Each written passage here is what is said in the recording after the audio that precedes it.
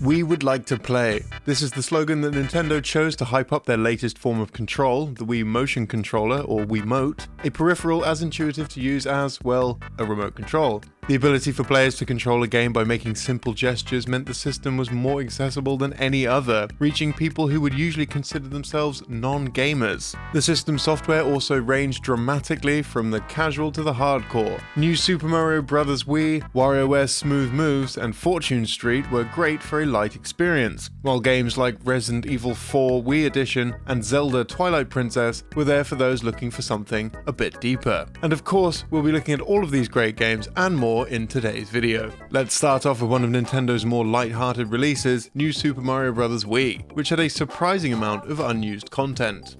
Exploring the game's data reveals evidence that suggests the game's entire level structure was once exceptionally different. Some of the levels featured in the final game are absent from these early plans, but several other levels are referenced which never show up at all. The data indicates that World 1 didn't originally have a 6th level, nor did World 2, though World 2 did have a ghost house in this early stage, which doesn't exist in the final game. World 3 would have had 2 ghost houses, which is curious as in the final game, World 3 is split up into 2 sections, with the original idea perhaps being including a ghost house in both sections. The early version of World 4 had a 7th level, but no ghost house or airship. Worlds 5 and 6 would include a 7th level each, but had World 6 lacking an airship.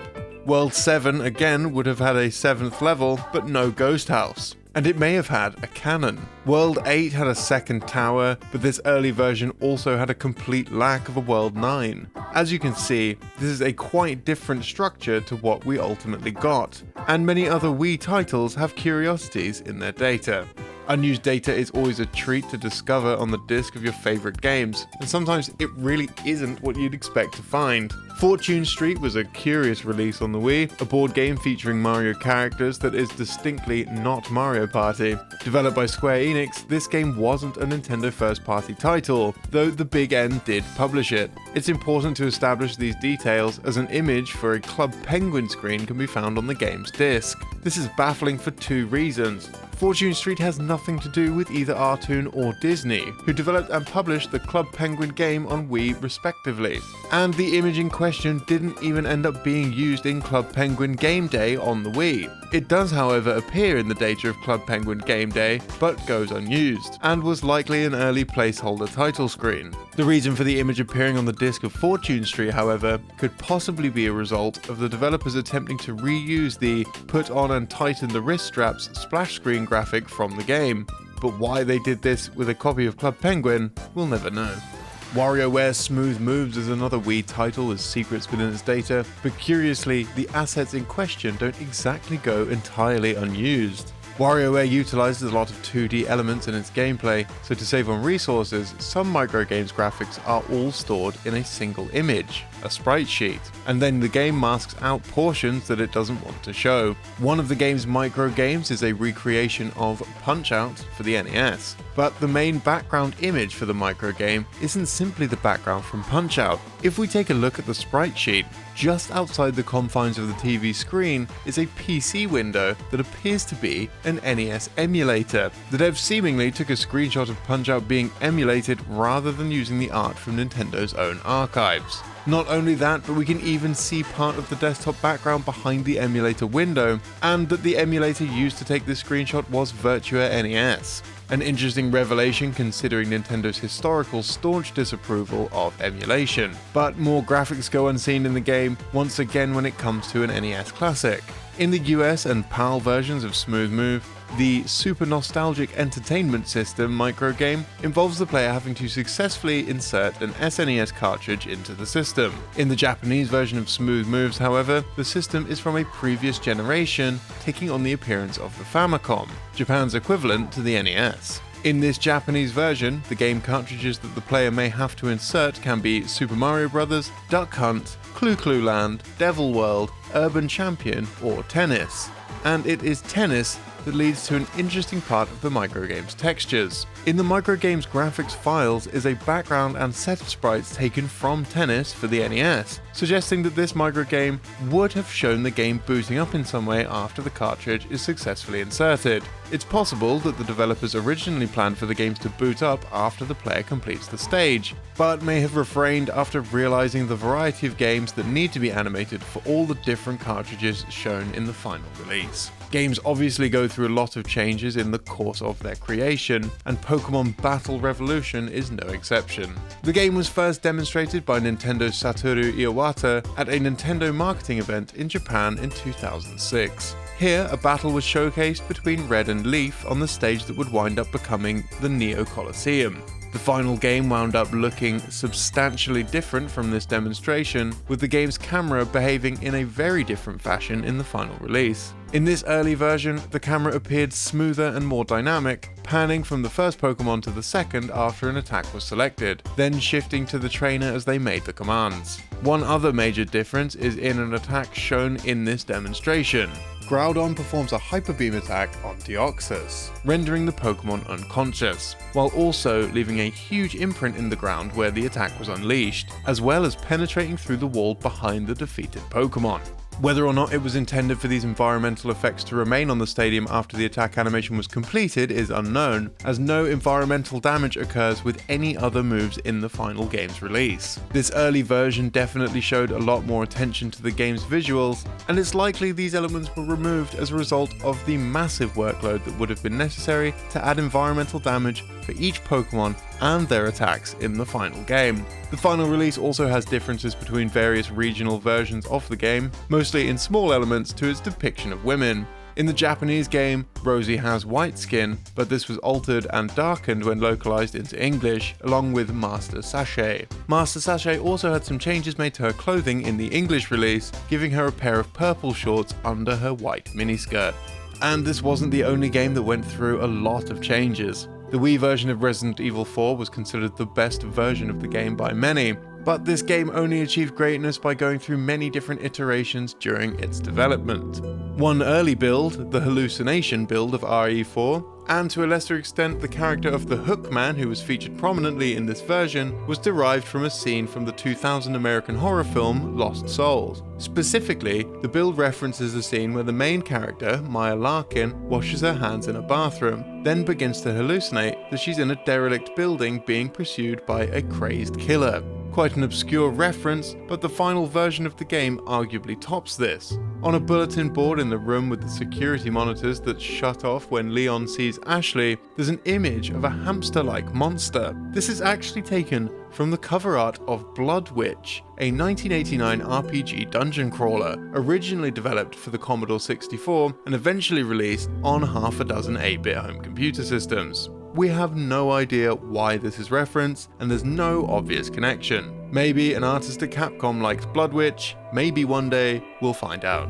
Mario Kart Wii is another game that has some interesting secrets within its data. A fairly interesting yet simple bit of texture can be seen within the game that demonstrates good resource management. The poles that appear around the finishing line of the N64 Sherbetland track appear to have a gradient to their colouring, and you'd assume that this was its own original texture, but you would be wrong. It's actually an inventive case of asset reuse, with the poles instead taking their texture from the letter I in the Mario Kart banner, which is mapped onto them, producing a gradient effect. Another texture in the game was also something reused, but it's unlikely many people would have worked this out, nor would they have seen it in the game in the first place.